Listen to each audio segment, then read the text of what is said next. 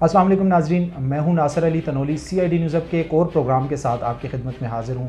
और नाजरीन, हमेशा की तरह हर इशू पे, हर इदारे में जो भी मसाइल होते हैं उस पर भी हम प्रोग्राम करते हैं। स्पेशली मानसरा किंग अब्दुल्ला के हवाले से बहुत सारे हमने प्रोग्राम किए।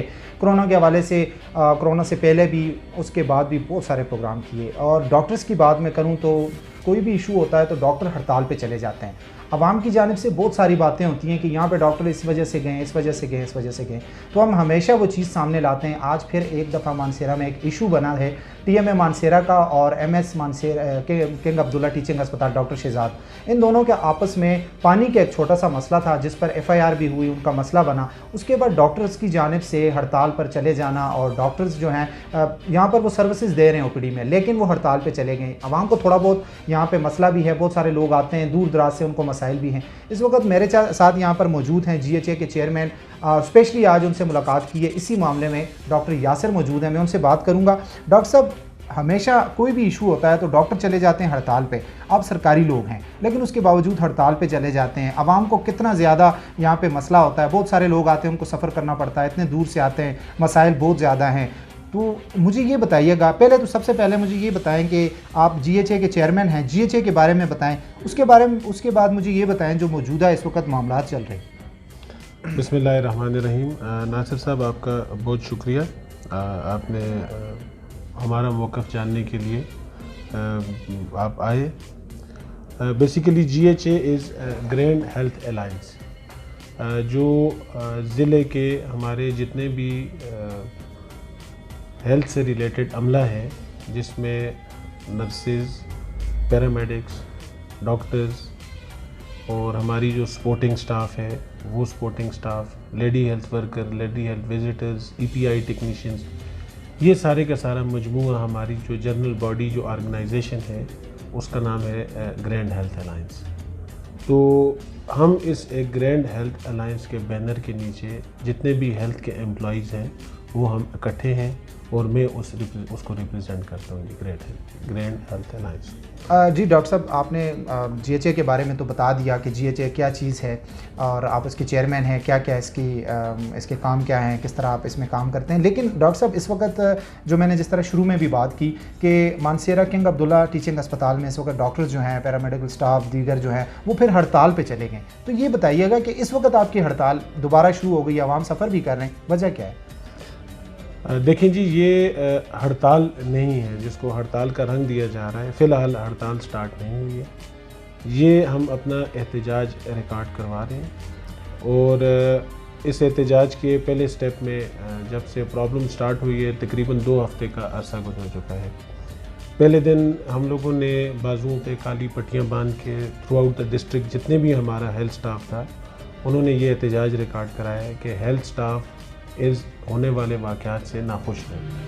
और उसके बाद हमने 10 दिन इंतज़ार किया है। इन 10 दिनों में कोई पेशरफ्त नहीं हो सकी। हेल्थ स्टाफ से किसी ने नहीं पूछा है, GHA से किसी ने रब्ता नहीं किया कि आप लोगों ने किस चीज़ पे एहतजाज किया है। अभी हमने पिछले 2 दिन से कल और आज OPDs को जो है वो बाहर शिफ्ट किया है। खुले आसमान के नीचे हम लोगों को देख रहे हैं, धूप के अंदर डॉक्टर्स भी बैठ रहे हैं, पैरामेडिकल स्टाफ भी जो है वो बैठा हुआ है। मरीज़ों को यकीनन तकलीफ़ हो रही है, लेकिन हम लोग अपना एहतजाज रिकॉर्ड करा रहे हैं ताकि हमारी सुनवाई हो और हमसे बात हो, हमसे हमारी मुतालबात पूछे जाएँ और उन मुतालबात को माना जाए। तो हड़ताल फ़िलहाल स्टार्ट नहीं हुई है, फ़िलहाल हम सिर्फ एहतजाज कर रहे हैं, लेकिन अगर हमारी सुनवाई नहीं होगी तो फिर हम हड़ताल की तरफ जो है वो मज़ीद जाएंगे। तो डॉक्टर साहब, जिस तरह आपने कहा जी कि अभी तो हड़ताल शुरू नहीं हुई, तो वाक़या क्या है, मुझे ये बताएं, हड़ताल किस वजह से कर रहे हैं आप? जैसे कि आपके इल्म में होगा कि आज से तकरीबन 2 हफ्ते पहले हमारे जो MS हैं डॉक्टर शहजाद साहब, उनके घर पे पानी का कनेक्शन जो TMA और उनका आपस में किसी बात पे तनाज़ा था। पानी का कनेक्शन इलीगल लिया हुआ था, इलीगल नहीं लिया हुआ था, इन्होंने काटा है। उस वक्त जिस वक्त इनका उधर तनाज़ा बना है, कोई लड़ाई झगड़े की कैफियत बनी है, जिस वक्त ये लोग वापस आए हैं इन्होंने एप्लीकेशन लिखी है FIR के लिए, और FIR में इन्होंने कार्य सरकार में मुदाखलत और धमकी के जो है ना वो दफ़ात लगाए हैं, और उस पे DPO साहब ने डायरेक्ट FIR रजिस्टर्ड करने के अहकाम जारी किए। तो ये सारी की सारी चीज़ जो है वो इसमें एक तो प्रॉपर तरीक़ाकार फॉलो नहीं किया गया। एप्लीकेशन जिस रूट से होके जानी थी, TOR अपने TMO को रिपोर्ट करता है, TMO DC साहब को लिखते हैं, DC साहब DPO साहब को लिखते हैं और कार्य सरकार में मुदाखलत का पर्चा तब अमल में आता है। और दूसरी बात यह है कि ये वाक़या उनकी रिहाइश पे रूनुमा हुआ है। आप डॉक्टर शहजाद को तो नॉमिनेट कर सकते हैं, लेकिन आप mister Shahzad King Abdullah Teaching Hospital के MS को डिजिग्नेशन के साथ कोई ऐसा कानून नहीं है जिसको आप उस तरीके से उनको इम्प्लिकेट करेंगे। तो नेचुरली ये वो चीज़ें हैं जो हम ये समझते हैं कि हॉस्पिटल को बदनाम करने की साजिश हो रही है। लोगों में और अस्पताल के अमले में जो दूरियां ऑलरेडी बहुत ज़्यादा बढ़ी हुई हैं, ये उन पे एक और इजाफ़ा करेगा। लोगों जिस वक्त आएंगे हॉस्पिटल में अपने ट्रीटमेंट के लिए, तो अगर एक लोगों के जहन में ये चीज़ अगर आती है कि इस अदारे का सरबराह पानी चोरी में मुलव्वस है, तो नेचुरली लोगों के जो जज्बात हैं वो अच्छे नहीं होंगे। तो ये उनका ज़ाती फ़ेल है। आप उस ज़ाती फ़ेल पे जिस तरीके से उनको ज़ाती हैसियत में इम्प्लिकेट करते, तो ये चीज़ें जो हैं वो कम्युनिटी के अंदर अनरेस्ट का बायस है। तो हमारी इस वजह से जो है वो हड़ताल जारी है कि FIR के अंदर से एक तो जो हॉस्पिटल का नाम इस्तेमाल किया गया है उस नाम को हटाया जाए और जिन लोगों ने ये काम किया है वो उस काम को माजरत करेंगे। अच्छा डॉक्टर साहब, आपने बड़ा तफसीलन ये चीज़ भी बता दी है। तो हड़ताल भी हो गई, आप इस वक्त जिस तरह आपने कहा जी कि अभी तो हड़ताल शुरू भी नहीं हुई, तो बाकी आपकी हड़ताल भी होगी। आपने जिस तरह बताया कि उनका नाम जो है वो FIR से ख़त्म किया जाए, और सबसे बड़ी बात यह है कि ये एक दो इदारों की जंग नहीं है, ये पर्सनली एक बंदे का इशू था, लेकिन उसमें किंग अब्दुल्ला टीचिंग हस्पताल को बार बार घसीटा जा रहा है। तो वो पूरे ज़िले की बदनामी है, वो डॉक्टर्स की बदनामी है, वो सारे लोगों की बदनामी है। तो अभी हड़ताल जब आपकी शुरू होगी, अगर ये वाक़या ख़त्म नहीं होता, ये जिस तरह इंतज़ामिया इसमें इन्वॉल्व हो के या हमारे जो अवामी नुमाइंदे हैं वो भी यहाँ पर नहीं आ रहे, समझ नहीं आ रही कि वो इसमें क्यों आगे नहीं आ रहे। अवाम ने उनको वोट दिए हैं, उनको चाहिए कि इस वक्त ये अवामी मसला भी बन गया है, यहाँ पर हस्पताल का भी मसला है। तो आपकी ये हड़ताल होगी, तो आपकी जो बड़ी डिमांड्स हैं उस हवाले से बताइएगा। देखिए, जो GHA की डिमांड है वो ये है कि शुरू से आखिर तक मामले की इंक्वायरी हो। मामले की इंक्वायरी में जिस वक्त चीज़ें अनफोल्ड होंगी, आपको इसमें एक साजिश नज़र आएगी, एक माफिया का हाथ नज़र आएगा, जो अभी से नहीं बल्कि पिछले खासे अरसे से हॉस्पिटल के साथ उसकी रिफ्ट चली आ रही है। हमारे हॉस्पिटल के मामलात में बार बार रोड़े अटकाए जा रहे हैं, हॉस्पिटल की स्मूथ फंक्शनिंग में बार बार तंग किया जा रहा है, लोगों को फैसिलिटेट करने की राह में बार बार रुकावटें हायल की जा रही हैं। तो उसमें जो इंक्वायरी होगी, इंक्वायरी उस साजिश को बेनकाब करे। अगर उसके ज़िम्मेदार जो कोई भी है, समेत GHA के, डॉक्टर्स के, MS के, या कोई अदारा है, TMA है, डिस्ट्रिक्ट कमिश्नर जो हमारी जो डिप्टी कमिश्नर साहब हैं, DPO, जो भी इसमें जो इन्वॉल्व लोग हैं, उस साजिश को बेनकाब किया जाए, वो वजूहात लोगों के सामने लाई जाए। क्योंकि देखें, ये तो एक सारी की सारी चीज़, इसमें साजिश बिल्कुल आया है। आप हॉस्पिटल के नाम को इस्तेमाल कर रहे हैं। जिस वक्त आपके सामने जरगा हुआ है, TMA के लोग हमारे पास आए हैं, उन्होंने शहजाद साहब से बाकायदा माफ़ी मांगी है और अपनी गलती का उन्होंने इदराक किया। उन्होंने कहा है कि हमसे गलती हुई है। 40 लोगों का जरगा था, साफ़ी उसमें मौजूद थे, और उन्होंने माफ़ी मांगी है और FIR को सुलहनामे के साथ वापस लेने का उन्होंने वादा किया है। लेकिन फिर उसके बाद वही खुफिया हाथ कार फरमा हुए हैं और वो सारे का सारा जो रिकन्सिलिएशन का प्रोसेस था, उसको सोचे समझे मंसूबे के तहत सबोताज किया गया है। तो हमारा सिर्फ़ एक डिमांड है, मैं आप लोगों की जानिब से भी, आवाम भी इस चीज़ को, कि ये जो हॉस्पिटल में ख़राबियाँ चल रही हैं, हॉस्पिटल अगर सर्विस डिलीवर नहीं कर रहा है उसकी वजह से बदनामी है, किसी शख्स की वजह से हॉस्पिटल की बदनामी हो रही है, इस चीज़ की इंक्वायरी होनी चाहिए। लोगों का ये हक बनता है कि उनको ये पता चले कि उनके इलाज मुआलजे में जो रुकावटें हैं वो पैदा करने वाले कौन से अदारे हैं, वो कौन से हाथ हैं जो अस्पताल को बनने नहीं देते हैं, हॉस्पिटल को सर्विस डिलीवर नहीं करने देते हैं और बार बार लोगों को टारगेट किया जाता है। तो वो अवामिल लोगों के सामने आने चाहिए। और मैं ये समझता हूँ कि ये सिर्फ GHA का मुतालबा नहीं होना चाहिए, बल्कि ये मानसरे के हर शहरी का ये मुतालबा होना चाहिए कि ये चीज़ें जो एक पब्लिक सर्विस में जो चीज़ें रुकावट बन रही हैं, वो रुकावटें लोगों के सामने आनी चाहिए। बिल्कुल, डॉक्टर साहब ने बड़ी ज़बरदस्त बात की। और यहाँ पर आज क्योंकि ये जो रिसेंटली जो अभी अस्पताल में जो इस वक्त इशू चल रहा था, इस पर बड़ी तफसील से डॉक्टर साहब ने बता दिया है। और वाकई नाज़रीन, मैं आपको ये भी बताता चलूँ कि जब ये पानी का ये मसला बना था, उसके बाद डॉक्टर शहजाद जो कि MS हैं किंग अब्दुल्ला टीचिंग हस्पताल, उनके ऊपर FIR हुई थी। तो उसके बाद यहीं पर मानसेरा में MPA बाबर सलीम सवाती साहब हैं और दीगर जो लोग थे, डॉक्टर्स थे, उसमें TMA के मुलाजमीन थे, अफसरान थे, बाकी लोग भी जो थे, अवाम के जो यहाँ पर लोकल जो नुमाइंदे हैं वो भी थे। तो यहाँ पर एक जिरगा हुआ, जिरगे में उन्होंने माफ़ी मांगी। उन्होंने कहा जी कि हम सुबह आएंगे और सोमवार वाले दिन हम आएंगे, क्योंकि दरमियान में इतवार का एक दिन था। तो उन्होंने कहा जी कि सोमवार वाले दिन हम अदालत में जाएंगे और इस केस को वापस लेंगे, और इनका राजीनामा हो गया था। जब इतना कुछ हो गया, एक बात अपनी एक बंदा एक बात करता है तो उस पर कायम रहता है। लेकिन न जाने बात जिस तरह डॉक्टर साहब वाली है कि दरमियान में ऐसा कौन सा वो शख्स था या ऐसे कौन से वो अवामिल थे कि जिनकी वजह से ये वो लोग अपनी बात से मुकर गए हैं, और अभी वो भी जो हैं अपनी बात से मुकर गए, दोबारा उनकी जानिब से बहुत सारी ऐसी चीज़ें आ रही हैं। वो बात तो डॉक्टर साहब ने क्लियर कर दी। लेकिन डॉक्टर साहब, मैं यहाँ पर एक और चीज़ भी करूँगा। एक तो ये मसला आ गया जिस पर आप हड़ताल पे जा रहे हैं, लेकिन किंग अब्दुल्ला टीचिंग हस्पताल इस वक्त लाखों लोग जो हैं वो यहाँ पर आते हैं, और डिस्ट्रिक्ट कोहिस्तान से भी आते हैं, डिस्ट्रिक्ट तोरगर से भी आते हैं, और भी बाकी, और डिस्ट्रिक्ट मानसरा, हत्ता के मुजफ्फराबाद से भी लोग यहाँ पर आते हैं और इलाज की सहूलियात के लिए। लेकिन उन लोगों को मैं आवाम पे भी थोड़ा सा बात करूँगा कि देखें, आपके साथ मसला हुआ है, आप लोग हड़ताल पर चले गए, आपने सूबाई गवर्नमेंट से आप अपील करते हैं जी कि ये मसला हो जाए, ये हो जाए, लेकिन आवाम किसके पास जाएंगे? अब सबसे बड़ी बात इस वक्त मानसरा किंग अब्दुल्ला टीचिंग हस्पताल में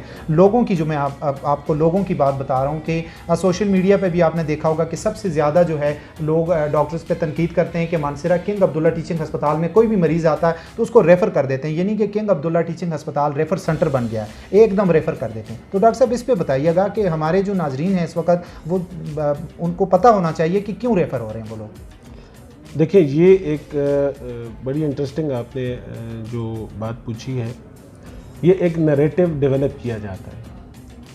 मैं हॉस्पिटल हमारा, जैसे कि आपने कहा है कि 22 लाख सिर्फ ज़िला मानसरा की आबादी है, और तकरीबन इतनी ही आबादी जो मुनक्का ज़िला जात हैं हमारे, वो इस हॉस्पिटल में आते हैं अपने इलाज मुआवजे के लिए। इतनी बड़ी आबादी के लिए सिर्फ 200 बिस्तर का एक हॉस्पिटल जो है, वो सिर्फ एक टर्शरी केयर हॉस्पिटल है सारी आबादी में, 200 उसके बेड्स हैं।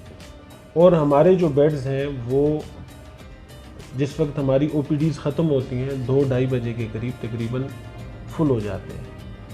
ये बात लोग अपने मुंतखब नुमाइंदों से पूछें कि इतनी बड़ी आबादी के शहर के लिए सिर्फ 200 बिस्तरों का हॉस्पिटल क्यों है?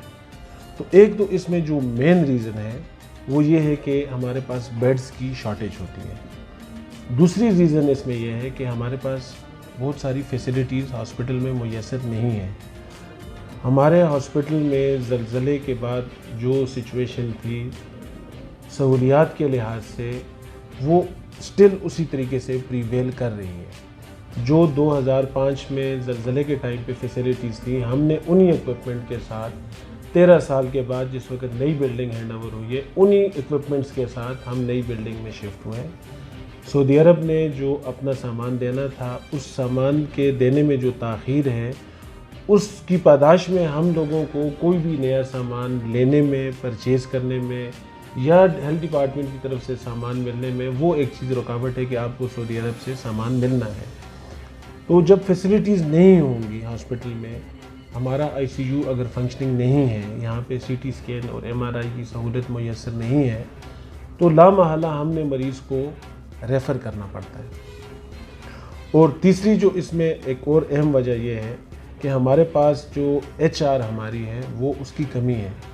हमारा कंपैरिजन किया जाता है कम्प्लेक्स से, वो इसी तरीके से जैसे आप अपनी गाड़ी का कंपैरिजन करते हैं हवाई जहाज़ के साथ। कम्प्लेक्स के अंदर तकरीबन ऑलमोस्ट 2000 बेडेड वो हॉस्पिटल है, 2000 उसके बेड्स हैं। हर स्पेशलिटी के उधर कम से कम 10 से 12 डॉक्टर स्पेशलिस्ट मौजूद हैं। वो टीचिंग हॉस्पिटल है, वहाँ उसके साथ TMOs जो उसी स्पेशलिटी में ट्रेंड लोग हैं वो काम कर रहे हैं। हमारे पास बड़ी महदूद HR है जो मॉर्निंग में लोगों को केयर दे सकती है। इवनिंग और नाइट्स में किसी इमरजेंसी की सूरत में, जो किसी जान की किसी को अगर इमरजेंसी हो तो वो लोग ऑन कॉल होते हैं। रात के किसी पहर पे अपनी ड्यूटी करने के बाद के आवर्स में भी वो लोग आते हैं। किसी को जान का ख़तरा है, वो उसको रिससिटेट करने के लिए, उसको फ़र्स्ट एड देने के लिए लोग आते हैं, उनका इलाज करने के लिए। लेकिन बहुत से ऐसे मसाइल जो कि जानलेवा नहीं हैं, उनको कवर करना इस ह्यूमन रिसोर्स के साथ पॉसिबल नहीं है। तो DHQ का अपना स्टैंडर्ड है, टर्शरी केयर अयूब का अपना स्टैंडर्ड है। तो ये बात लोगों को भी समझ जानी चाहिए कि ये मसाइल जो है वो डॉक्टर्स के हाथ में या मेरे अमले के हाथ में नहीं है, तो इसलिए मरीज़ जो है वो रेफ़र होते हैं। ये मैं आपको चैलेंज करके ये बात कह सकता हूँ कि आप किसी दिन आके 4 या 5 बजे हॉस्पिटल में राउंड करें, 200 बिस्तर में से 190 बिस्तर जो है वो आपको पेशेंट से भरे मिलेंगे। आखिर ये लोग भी, हम घरों से तो पेशेंट नहीं लेकर आते हैं ना, ये लोग भी आम आवाम में जो एक मरीज़ को दाखिला देने के लिए हम किसी मरीज़ को घर नहीं भिजवा सकते हैं। तो ये वो अवामिल हैं जो रेफरल का बायस बनते हैं, और इसका कसूरवार हेल्थ का स्टाफ या अमला, हॉस्पिटल की इंतज़ामिया नहीं है। ये हमारे मुंतखब नुमाइंदों का काम है, जिनको हम वोट देकर आगे भेजते हैं कि इतने बड़े एक हमारे पास कोई तहसील हेडक्वार्टर हॉस्पिटल नहीं है, जहाँ पे ये तो हमारा एक तहसील हेडक्वार्टर हॉस्पिटल होना चाहिए था 200 बिस्तरों का, और इसके अलावा 1000 बिस्तर का हॉस्पिटल जो है वो डिस्ट्रिक्ट मानसरा के अंदर अलग से होना चाहिए, जो इतनी बड़ी आबादी की ज़रूरियात को पूरी कर सके। तो ये रेफरल वाली बात हर दम की जाती है, हमें मजाक का निशाना बनाया जाता है, तो उसकी ये बेसिकली जो अवामिल हैं वो इसकी रीज़न है। डॉक्टर साहब, बिल्कुल आपने जिस तरह अभी बताया, मैंने क्योंकि क्वेश्चन किया था, ये अवामी एक क्वेश्चन था, लोग इस वक्त सुन रहे हैं तो लोगों को भी पता है, और सोशल मीडिया पे सबसे ज़्यादा लोग जो हैं इस चीज़ को लेके KG रेफर सेंटर बन गया है। लेकिन डॉक्टर साहब, मैं एक और चीज़ भी है, चलें ये तो आपने बता दिया कि आपके पास वो चीज़ें, मतलूबा चीज़ें जो हैं वो मौजूद नहीं हैं, बेड्स नहीं हैं, बाकी भी इस तरह की चीज़ें जो हैं वो मौजूद नहीं हैं। लेकिन डॉक्टर साहब, अस्पताल में जो चीज़ इस वक्त मौजूद है और उसके बावजूद आवाम को वो सर्विसेज फ्राहम नहीं की जाती। इसके अलावा एक और छोटा सा इशू है कि अस्पताल में जो इस वक्त स्टाफ के लोग हैं, उनका रवैया जो है वो पेशेंट के साथ इंतहाई नामुनासिब होता है, ये लोगों का कहना है। इस पे क्या कहेंगे? देखिए, सर्विसेज अल्हम्दुलिल्लाह, जहाँ तक सर्विसेज की बात है, किंग अब्दुल्ला टीचिंग हॉस्पिटल ने अपने अवेलेबल रिसोर्सेज में लोगों को बेस्ट सर्विसेज देने की हमेशा से कोशिश रहे हैं। जिस वक्त डॉक्टर आ जाता है ड्यूटी पे, अपनी ड्यूटी ज्वाइन कर देता है, तो मकसद तो आने का एक ही होता है कि अपने इलाज मुआवजा मरीज़ों को जो है वो रिलीफ मिले।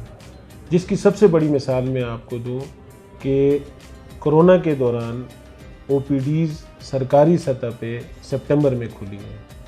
पूरे सूबे में OPDs का आगाज़ 1 सितंबर से हुआ है। नोटिफिकेशंस मौजूद हैं, आप लोग देख सकते हैं। हम लोगों ने ज़िला मानसरा के अंदर अप्रैल में OPDs स्टार्ट कर दी थी, और कोरोना के लिए हमारे हॉस्पिटल में जो यूनिट तैयार किया था उसमें 70 बेड्स थे, जो कि सूबे में चंद एक बड़े जो टर्शरी केयर हॉस्पिटल्स थे उन्होंने 70 बेड तैयार किए थे, और 70 बेडेड किसी जगह पे भी जो है ना वो सर्विस नहीं थी। तो ऑपरेशंस की आप देखें, 1 महीने के अंदर आपकी एक ऑपरेशन थिएटर के साथ जितने ऑपरेशंस मुमकिन हो सकते हैं, गायनी के जो सिजेरियंस हमारे पास 1 महीने में 200 से ज़्यादा सिजेरियंस होते हैं। इसके अलावा जनरल सर्जरी, आर्थोपेडिक्स, रोज़ाना की लिस्ट पे 3-3, 4-4 ऑपरेशंस हो रहे हैं। और आप सर्विसेज की बात, जो लोग हमारे पास हॉस्पिटल में एडमिट हैं, मैं आपको खुला चैलेंज दे के कह सकता हूँ, आप उन लोगों के पास जाएं और आप उन लोगों से पूछें जो लोग दाखिल हैं कि आप हॉस्पिटल की सर्विसेज से मुतमईन हैं या नहीं हैं। आप लोग इस जो उनको इलाज मिल रहा है यहाँ पे, उससे वो लोग ठीक हो रहे हैं कि नहीं हो रहे हैं। ये मेरी और आपकी बात नहीं है, ये वो उन पेशेंट से आपको पता चल जाएगा। और जहाँ तक आपने एटीट्यूड की बात की है, तो इसमें कोई शक नहीं है कि हम लोग बड़े प्रेशर के एनवायरनमेंट में काम करते हैं। इस वक्त हॉस्पिटल में जो पेशेंट्स का फ़्लो है, ऑलमोस्ट 5000 पेशेंट्स पर डे आ रहे हैं। एक डॉक्टर को 4 घंटे या 5 घंटे के दौरान अगर 150 डॉक्टर देखना पड़ता है, ये टाइम की कंपल्शन है। जिस तरीके से आप अदालतों में चले जाएं, कोर्ट्स में चले जाएं, आपको तारीखें मिलती हैं लंबी लंबी, आप अपनी चीज़ को एक्सपेडाइट नहीं कर सकते। यहाँ पे हम अगर 100 मरीज़ लेके 200 या फॉर एग्ज़ाम्पल 1000 मरीज़ लेके कभी भी हमने लोगों को वापस रुखसत घर नहीं किए। जो लोग आते हैं उनको ट्रीटमेंट, उनको डॉक्टर चेक करता है, उनको देखता है और उनको फारिग करके घर भेजा जाता है। तो ये जो टाइम का जो कंपल्शन है कि एक डॉक्टर, आप ख़ुद ये इस बात का अंदाज़ा लगा लें, 4 घंटे के अंदर 150 से 200 लोगों की OPD को करना, उसमें इन प्रेशर के सर्कमस्टांसेस में पेशेंट को वो तवज्जो देना पॉसिबल नहीं होता है। तो ये थोड़ा सा इसके पीछे ये अवामिल हैं और बहरहाल इस पे कोशिश मज़ीद होनी चाहिए। हम लोग जैसे जैसे HR हमारी बढ़ रही है, हम उन लोगों को OPDs में लगा रहे हैं और इंशाल्लाह इसमें मज़ीद बेहतरी है इंशाल्लाह। अच्छा डॉक्टर साहब, बाकी तो आपने बातें जिस तरह की हमारे जो नाजरीन हैं वो मानसरा के जो शहरी हैं किंग अब्दुल्ला टीचिंग हस्पताल के हवाले से उनको बहुत ज़्यादा मसाइल थे। तो अभी एक और मसले की तरफ मैं हमारे नाजरीन इस वक्त सुन रहे हैं, तो मैं आपको एक और मसले की जानिब में जाऊँगा। ये भी अवामी मसला है और अवाम इस पर, ये अवाम की आवाज़ में आपके सामने लेकर आ रहा हूँ कि मेन इशू ये है कि बहुत सारे लोग ये कह रहे हैं कि डॉक्टर्स जो हैं वो कमीशन की मेडिसिन लिख के देते हैं। बहुत सारे डॉक्टर्स जो हैं, मैं सब की बात नहीं करता, लेकिन कई ऐसे डॉक्टर हैं जो कि कमीशन की मेडिसिन बहुत ज़्यादा लिखते हैं। उस पर थोड़ा सा बताइएगा। और यहाँ पे ये बात भी मैं थोड़ा सा इसमें मेंशन करूँगा कि उनकी जो प्रेस्क्रिप्शन होती है उसमें कई ऐसे डॉक्टर्स हैं कि वो बार बार मरीज़ों को वही मेडिसिन लिख के देते हैं। तो इस पर बताइएगा कि आवाम का ये एक सवाल है, तो इस पर आप एज आ मतलब चेयरमैन GHA आपका क्या इसमें मौक़िफ़ है? देखिए जी, बात ये कि अच्छे बुरे लोग हर कम्युनिटी में मौजूद हैं ना, और लेकिन इस मसले में जो टेक्निकल मैं आपको बात बताऊं कि ड्रग्स जितनी भी मार्केट में बिकती है ये सारी लाइसेंस इनको मिलता है। Drug regulatory authority of Pakistan DRAP इनको लाइसेंस करती है, रजिस्टर्ड करती है। जो भी रजिस्टर्ड मेडिसिन है वो लिखना वो हर एक का राइट है। हम किसी को ये नहीं कह सकते कि ये दवाई आप क्यों लिख रहे हैं या नहीं लिख रहे हैं, क्योंकि जो भी चीज़ लीगलाइज तरीके से गवर्नमेंट ऑफ पाकिस्तान से उनकी प्राइस तय होके जिस वक्त इदारे उनको लाइसेंस देते हैं, तो डॉक्टर के पास जिस वक्त आती है हमें उनकी जो बनने का तरीक़ाकार है, उसके अंदर जो रॉ मटेरियल यूज़ हुआ है उसका आइडिया नहीं होता है। वो सिंपली आप उस मेडिसिन पे अपने तजर्बे की बुनियाद पे आप मेडिसिन को प्रिस्क्राइब करते हैं। लेकिन जो प्रैक्टिसेस इस तरीके की नो डाउट चल भी रही होंगी तो वो नहीं होनी चाहिए थी। वो हमारे GHA के फोरम से मैं आपको ये चीज़ बता रहा हूँ कि ऐसी अगर कोई चीज़ प्रैक्टिस चल रही है तो कोई भी ऐसी प्रैक्टिसेस जो चल रही हैं तो हम उसको कंडेम करते हैं। डॉक्टर यासिर साहब, ये तो चलें वो बातें थी कि जो अवामी मसाइल थे, कुछ थे, बहुत सारे हैं, लेकिन आपने पहले भी इस पर हमें तफसीलन बताया, आज भी आपने तफसीलन बात की। तो अभी फिर वही उसी पुराने मसले की तरफ आते हैं कि मानसरा में इस वक्त किंग अब्दुल्ला टीचिंग हस्पताल में जो हड़ताल शुरू है, इस पर आपका आइंदा का लाया अमल क्या है, इस पर मुकम्मल ज़रा थोड़ा सा ब्रीफ कीजिएगा। देखिए जी, पिछले कुछ अरसे से हमारी जितनी भी एहतजाज जो हमने रिकॉर्ड कराए हैं वो अवामी नुक्ते नज़र के लिए कराए हैं। जो पीछे हमने 2 माह हमारी हड़ताल थी उसमें भी हमारा जो पॉइंट था वो हॉस्पिटल की प्राइवेटाइजेशन के ख़िलाफ़ था, और अभी भी हम अपने उस पर कायम है कि हॉस्पिटल को प्राइवेटाइज नहीं होना चाहिए। और जहाँ तक इस मसले की बात यह है, तो अगर हमारा डॉक्टर्स का, पैरामेडिक्स, नर्सिंग, जो GHA का स्टांस ये है कि हॉस्पिटल आवाम की हॉस्पिटल है, यहाँ से लोगों को बेहतरीन सहूलियात मुयस्सर होनी चाहिए। लेकिन एक इदारे के अंदर काम करते हुए हम इस चीज़ को महसूस कर रहे हैं कि ऐसे बहुत से अवामिल यहाँ पे मौजूद हैं जो सर्विसेज की स्मूथ डिलीवरी नहीं चाहते हैं। जा बजा जिन हमारे रास्तों में जो रोड़े अटकाए जा रहे हैं पिछले 6 महीने से, ख़ासकर जब से डॉक्टर शहजाद साहब ने चार्ज लिया है, वो बड़ी लगन के साथ काम करना चाह रहे थे। हमने अपनी तरफ से हॉस्पिटल को डेवलप करने के लिए, यहाँ पर सेंट्रल ऑक्सीजन सप्लाई के लिए, ICU बनाने के लिए, मरीज़ों को सहूलियात मुयस्सर करने के लिए अच्छे स्ट्रेचर, व्हील चेयर, ताकि उनको जो बेस्ट ट्रीटमेंट अवेलेबल रिसोर्सेज में मिल सकती है वो उनको मुहैया की जाए। लेकिन ये डिमांड हमारी हर फोरम पे जाके हमारी इस चीज़ के लिए लड़ना जो है वही हमारा जुर्म बन गया, और उनको इसी जुर्म की पादाश में जो है वो बार बार जो है वो उनकी और हॉस्पिटल की जो है वो बदनामी की जा रही है। हमारी स्ट्रेटजी बिल्कुल आवाम को नुकसान पहुंचाने, उनको ज़रर पहुंचाने की कभी भी नहीं रही है। हड़ताल के साथ हमें इस चीज़ का अंदाज़ा है कि लोग सफ़र होंगे, लेकिन अगर हमारी एहतजाज का जो मामला है अगर वो आवाम अपने हाथ में ले लें तो हमें हड़ताल करने की कोई ज़रूरत नहीं है। 1 पॉइंट एजेंडा हो, और ये लोगों का एजेंडा है, ये डॉक्टर्स का, हमारे अमले का, ये उनका एजेंडा नहीं है कि हॉस्पिटल जो हमारी डेवलप नहीं हो रही, लोगों के जो इलाज मुआवजे यहाँ पे ठीक नहीं हो रहे, लोग तो आते हैं और चले जाते हैं। हम लोगों ने तो हॉस्पिटल्स में अपनी सारी की सारी ज़िंदगियाँ गुजारनी होती हैं, हमने तो इन्हीं माहौल में काम करना होता है। तो जितनी लोगों को अगर हॉस्पिटल के सर्विसेज के साथ तकलीफ़ है, उससे कहीं ज़्यादा अस्पताल के अमले को इन सर्विसेज के साथ तकलीफ़ है।